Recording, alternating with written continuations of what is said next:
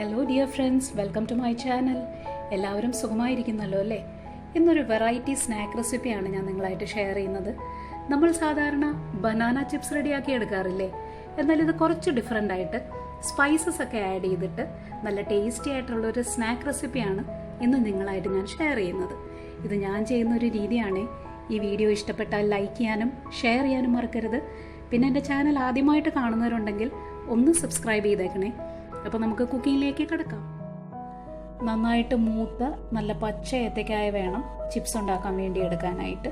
ഇതിൻ്റെ skin peel ചെയ്ത് കളഞ്ഞതിന് ശേഷം കുറച്ച് നേരം ഉപ്പ് അല്ലെങ്കിൽ മഞ്ഞൾ ചേർത്ത് വെള്ളത്തിലൊന്ന് മുക്കി വയ്ക്കുക. ഒരു 10-15 മിനിറ്റ് കഴിയുമ്പോൾ അതിൻ്റെ കറ കുറേ മാറിക്കിട്ടും. അതിനുശേഷം വെള്ളം നന്നായിട്ട് ഡ്രെയിൻ ചെയ്ത് കളഞ്ഞിട്ട് ഇതേപോലെ ചെറിയ പീസസ് ആയിട്ടൊന്ന് ചോപ്പ് ചെയ്തെടുക്കണം. അധികം തിക്കാവരുത്.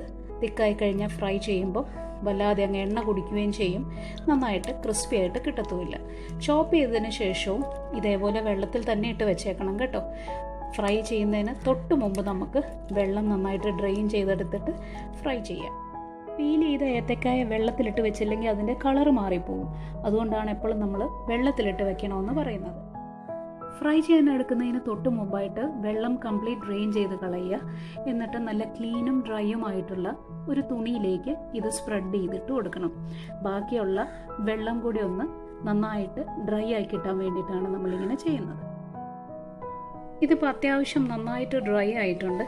ഇനി നമുക്കിത് ഫ്രൈ ചെയ്തെടുക്കാം. ഒരു പാനിൽ എണ്ണ നന്നായിട്ട് ചൂടാക്കുക. ഞാൻ സൺഫ്ലവർ ഓയിലാണ് യൂസ് ചെയ്തിരിക്കുന്നത്. ഏത് കുക്കിംഗ് ഓയിലാണെങ്കിലും നമുക്ക് യൂസ് ചെയ്യാം. എണ്ണ നന്നായിട്ട് ചൂടായാൽ ഫ്ലെയിം ഒന്ന് കുറച്ച് കൊടുക്കണം. എന്നിട്ട് നമ്മൾ ചോപ്പ് ചെയ്ത് വെച്ചിരിക്കുന്ന ഏത്തക്കായ എണ്ണയിലേക്ക് ഇട്ട് കൊടുക്കുക.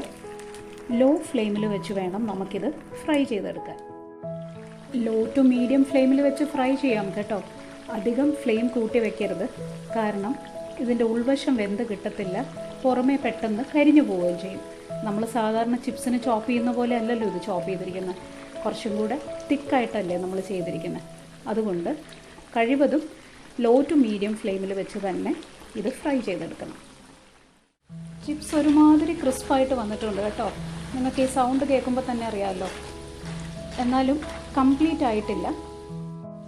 ഈ സമയത്ത് ആവശ്യത്തിനുള്ള ഉപ്പ് ചേർത്ത് കൊടുക്കാം. ഞാൻ ഉപ്പ് പൊടി തന്നെയാണ് ചേർത്ത് കൊടുക്കുന്നത്. വെള്ളത്തിൽ അലിയിപ്പിച്ചിട്ടാണെങ്കിലും നമുക്ക് ചേർത്ത് കൊടുക്കാം. പക്ഷേ വെള്ളം എണ്ണയിലേക്ക് ഒഴിക്കുമ്പോഴത്തേക്കും പൊട്ടിത്തെറിക്കാനുള്ള ചാൻസസ് ഉണ്ട്. വളരെ ശ്രദ്ധിച്ചാണെങ്കിൽ അങ്ങനെയാണെങ്കിൽ നമുക്ക് ചെയ്തു കൊടുക്കാം കേട്ടോ. ഞാൻ 2 കിലോ ഏത്തക്കായാണ് എടുത്തിരിക്കുന്നത്. ഇനി ഇതിലേക്ക് ഞാൻ ചേർത്ത് കൊടുക്കുന്നത് 1 പീസ് മഞ്ഞൾ ചതച്ചത്, 5-6 വെളുത്തുള്ളി അതും ചതച്ചാണ് എടുത്തിരിക്കുന്നത്, കുറച്ച് കരിവേപ്പില, പിന്നെ 3-4 വറ്റൽമുളക്. ഇതും കൂടി ചേർത്ത് എല്ലാം കൂടി നല്ല ക്രിസ്പായിട്ട് നമുക്ക് ഫ്രൈ ചെയ്തെടുക്കാം. എല്ലാം പാകത്തിന് മൊരിഞ്ഞ് വന്നിട്ടുണ്ട്. ഇനി ഇത് നമുക്ക് എണ്ണയിൽ നിന്ന് കോരി മാറ്റാം. നല്ല ക്രിസ്പി ആയിട്ടുണ്ട് കേട്ടോ. അത് പ്ലേറ്റിലേക്ക് വീഴുന്ന സൗണ്ട് കേട്ടാൽ നമുക്ക് മനസ്സിലാവുമല്ലോ.